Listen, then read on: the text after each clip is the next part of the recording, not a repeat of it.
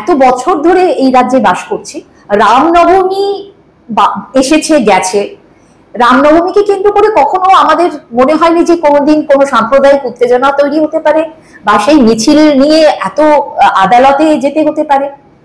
এই বিষয়টাকে আপনি কিভাবে দেখেন?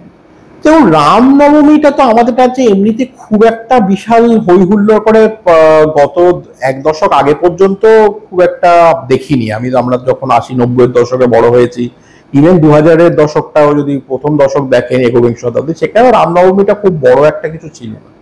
রামনবমীটা আপনার অনেক বেশি সেলিব্রেট করা হচ্ছে গত 10 বছর।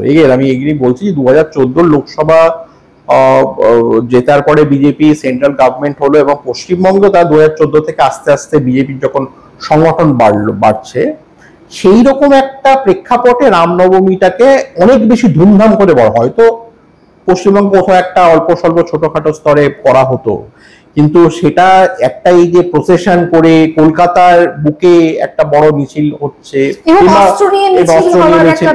এই জিনিসটা হয়তো তেমন ভাবে আমরা তো আগে কখনো দেখতাম না রামনবমী বিষয়টা। এবং পশ্চিমবঙ্গে মূলত আপনার সামনে 2026-এ বিধানসভা, না সে তো শুধু 26টা, রামনবমীটা এখন গত 10 বছর প্রত্যেক বছরই হচ্ছে, বিশেষ করে দিলীপ বছরই যেন এটাকে কেন্দ্র করে দিলীপ ঘোষ, বিশেষ করে দিলীপ ঘোষ যখন এখানে পশ্চিমবঙ্গে যখন সভাপতি ছিলেন, তখন রামনবমীটা অনেক বেশি অ্যাগ্রেসিভলি পালন করা হতো। তারপর আবার গত 2-3 বছরে তেমন অতটা বেশি খুব একটা টেনশন দেখা যায়নি। আবার হয়তো মনে হচ্ছে হুঙ্কার অনেক হয়তো শোনা যাচ্ছে। এটা রাষ্ট্রবিজ্ঞানে যারা ভারতীয় রাজনীতি নিয়ে চর্চা করেন তারাও বহু বছর ধরে দেখিয়েছেন যে extremism always played richer electoral dividends then moderation. অর্থাৎ কট্টরপন্থী লাইন, কট্টর হিন্দুত্ববাদী লাইন যদি বিজেপি নেয় এবং একটা ন্যারেটিভ যদি আপনার আগ্রাসী হিন্দুত্ববাদের ন্যারেটিভ তৈরি করতে পারে, এবং তার সঙ্গে যদি আপনার এই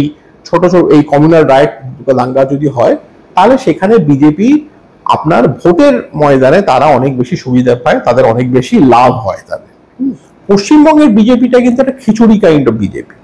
এই খিচুড়ি বিজেপিটা এই জন্য, কারণ ধরুন আপনি পশ্চিমবঙ্গে তো এমনি হাওয়া থেকে উঠবে না, আপনার অন্য দল থেকে তাদের ভাঙিয়ে আনতে হবে, তবে বিজেপি এখানে বাড়তে পারে।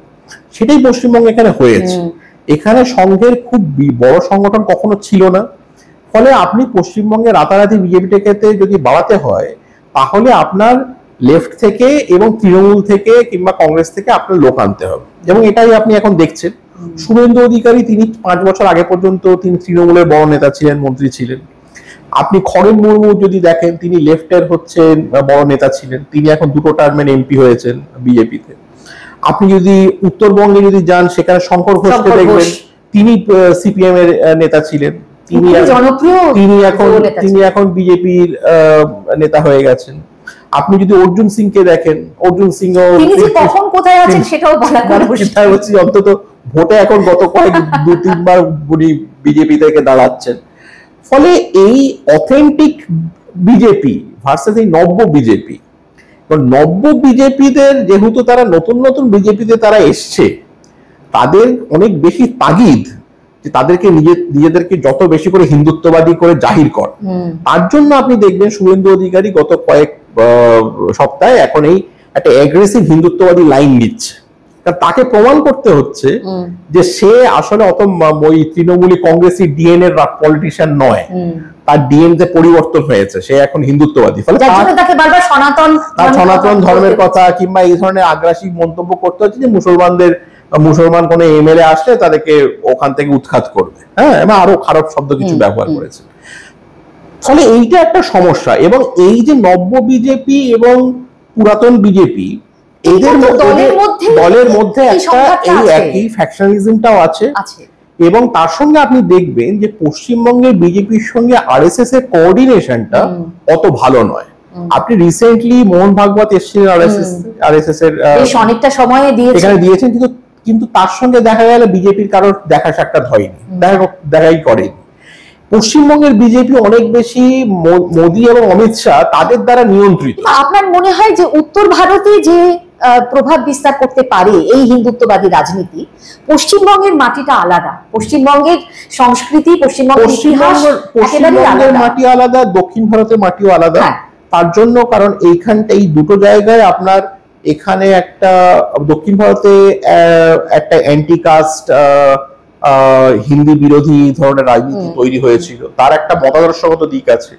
পশ্চিমবঙ্গেও আপনি দেখবেন এখানে সমাজ সংস্কারের যে একটা মানে 18 শতাব্দী 19 শতাব্দী জুড়ে কিন্তু দেখবেন বিভিন্ন ধরনের আপনার সংস্কারমূলক আপনার কর্মকাণ্ড চলেছে, যার একটা লেগেসি কিন্তু পশ্চিমবঙ্গে আছে। মানে আপনি কি বিশ্বাস করেন যে যে রাজনীতির প্রভাবটা আমরা গোটা উত্তর ভারত পশ্চিম ভারত জুড়ে দেখছি, এমনকি উত্তর পূর্ব ভারতেও আমরা দেখতে পাচ্ছি, সেইটা পশ্চিমবঙ্গে দেখতে পাওয়া কঠিন?